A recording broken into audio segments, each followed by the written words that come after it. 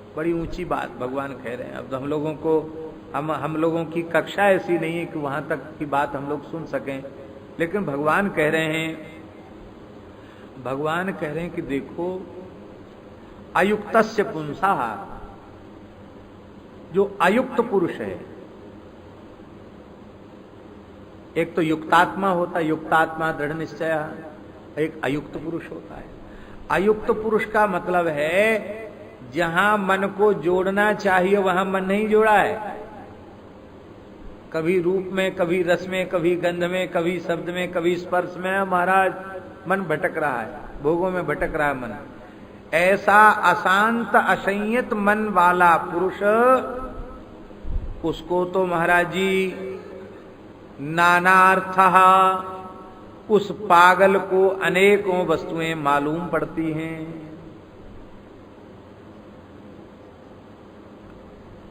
नेह नानास्ति किंचन, लेकिन वो पागलपन के कारण अयुक्त व्यक्ति को नाना वस्तु, नाना पदार्थ दिखाई पड़ते हैं। उन नाना नाम रूपों में भगवान ही हैं, ये बात उसकी समझ में नहीं आती है। नाना नाम रूप उसको दिखाई पड़ते हैं, यही चित्त का भ्रम है। और ऐसा भ्रम हो जाने पर 3 प्रकार की कल्पनाएं बुद्धि में हो जाती हैं। कौन कौन? बोले कर्मा कर्म विकर्मेति, ये कर्म है, ये अकर्म है। कर्म माने विहित कर्म है, ये अकर्म है माने ये विहित कर्म का लोप है। और ये विकर्म रूप निषिद्ध कर्म है।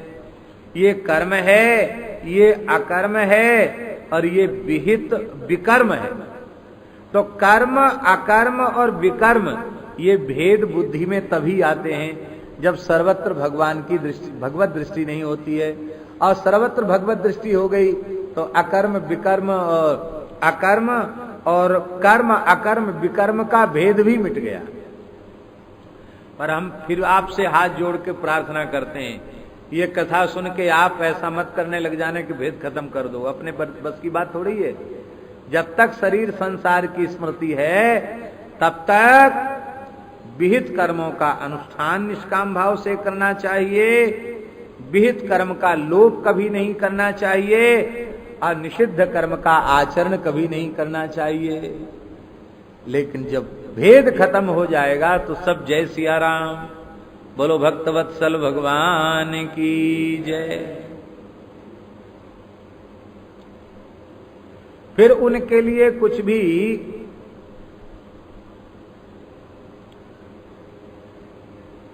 ऐसा नहीं रह जाएगा जो उनको बांधने वाला है।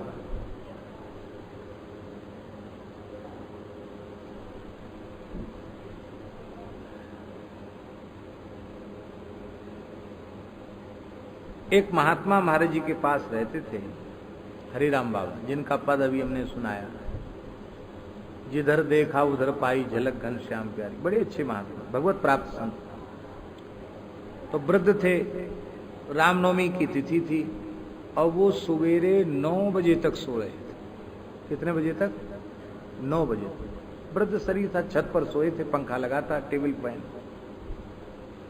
अब वो उनकी मच्छरदानी लगाते, हम ही लगाते थे उनका आसन मच्छरदानी। तो आने जाने में बड़ी तकलीफ हो रही थी। तो मैंने महाराज जी से कहा कि महाराज जी, आप तो कहते हैं ब्राह्मे मुहूर्ते या निद्रा सा पुण्य क्षय कारिणी, और ये तो महात्मा आप कहते बड़े उच्च कोटि के महात्मा हैं, और बताइए धूप निकले आई है और ये आराम से सो रहे हैं, आपकी आज्ञा हो तो मैं जगा दूं। महाराज जी बोले, पंडित जी तुम अपना काम करो, जो तुम्हारा बकाया हो, महात्माओं के पीछे मत लगो।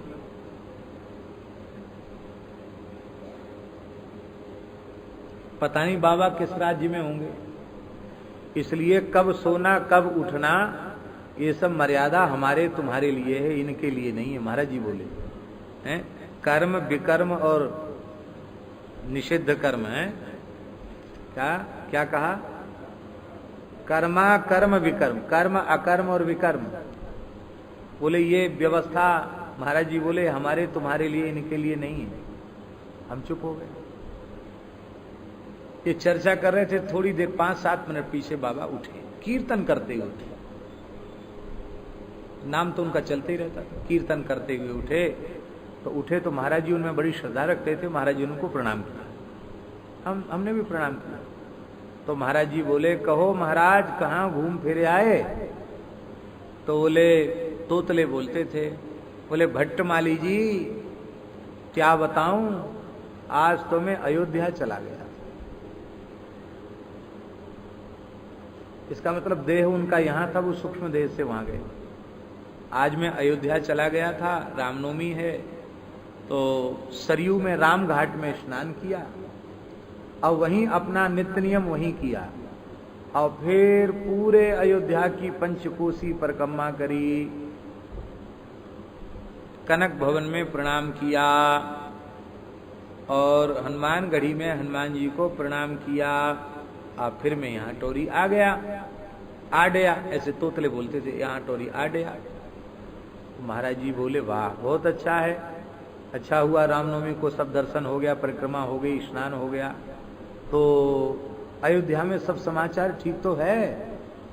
तो बोले हम जब स्नान कर रहे थे राम घाट पर सवेरे 4 बजे, तो उस समय एक जौनपुर की बुढ़िया आई, वो भीतर घुसी चली गई और गहरी सरयू जी में डूब गई, पधार गई, उसका तो कल्याण हो गया, लौट के नहीं आई। और तो कोई घटना मेरे सामने घटी नहीं।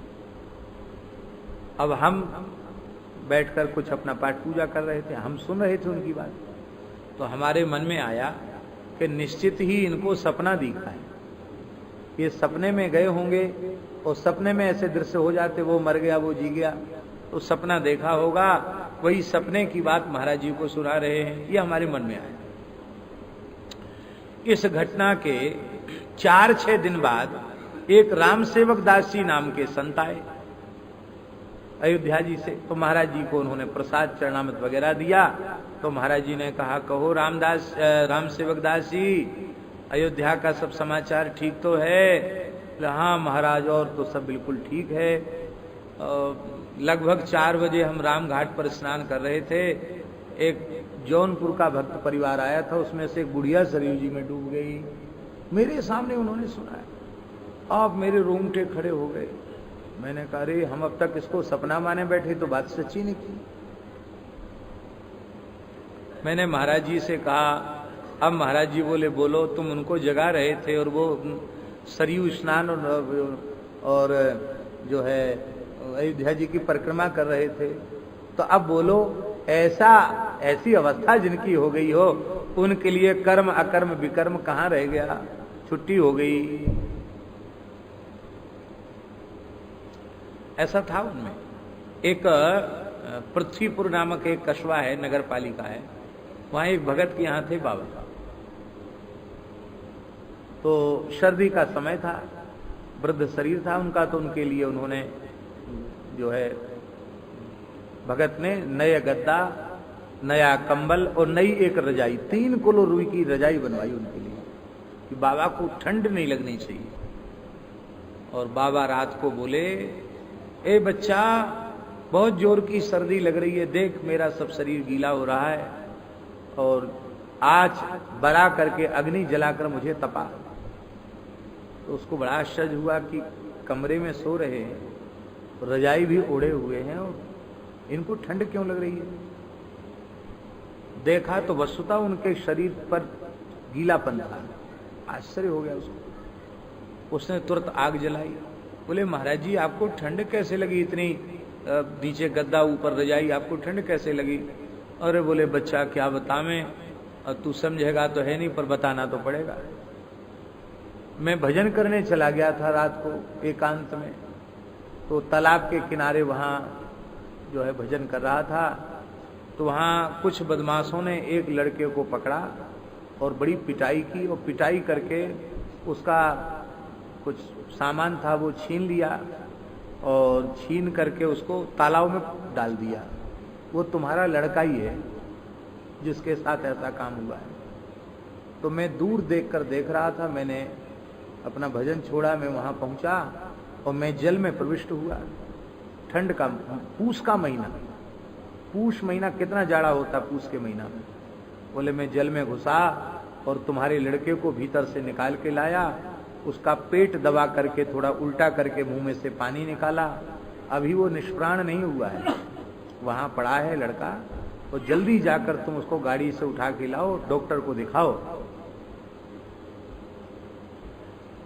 उसने भी सोचा कि सपना हो रहा है इनको। अरे बोले बाबा, लड़का तो अमुक जगह गया है, अपनी रिश्तेदारी में गया है, और आज सवेरे तक आ ही जाएगा, कल परसों आने को बोल गया था, नहीं आया, कल आ जाएगा, नहीं का दिन क्या है, अपनी बहन के यहां ही तो गया है, आ जाएगा।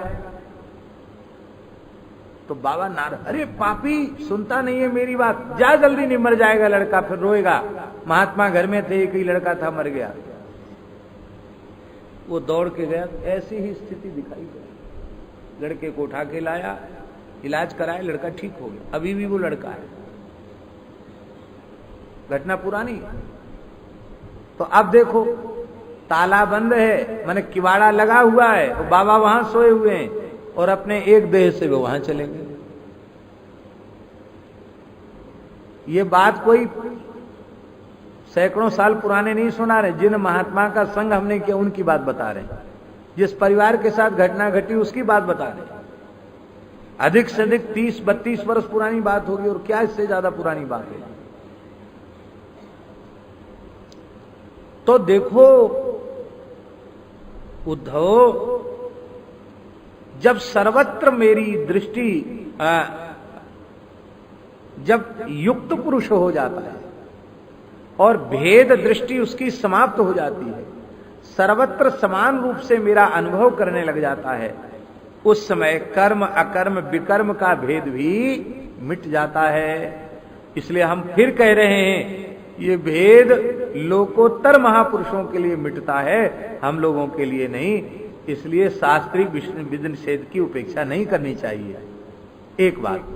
दूसरी बात यह भी है कि जो कारक महापुरुष होते हैं, आचार्य कोटि के महापुरुष होते हैं, उनका भेद मिट जाता है, लेकिन फिर भी वह व्यवहार भेद जैसा करते हैं। क्यों करते हैं ऐसा व्यवहार?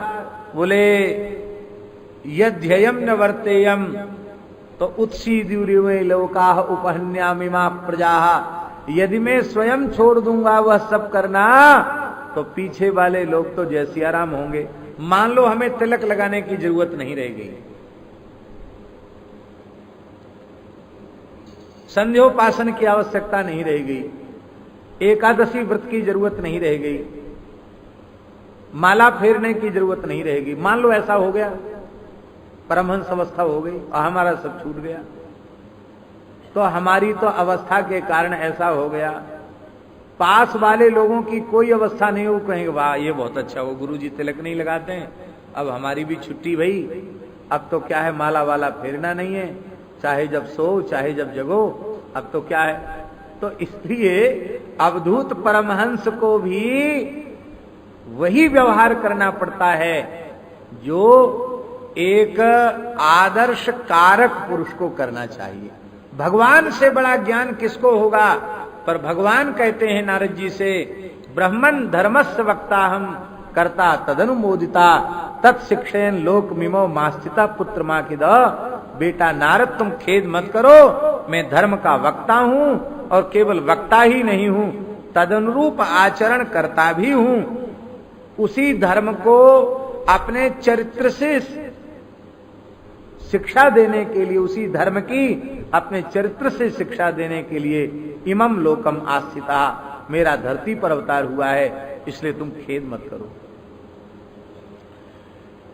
इसलिए महाराज जी कई बार महापुरुष सिद्ध होते हुए भी सिद्धों के जैसा व्यवहार नहीं करते हैं, वे सिद्ध होते हुए जीवन भर साधक के जैसा व्यवहार करते हैं।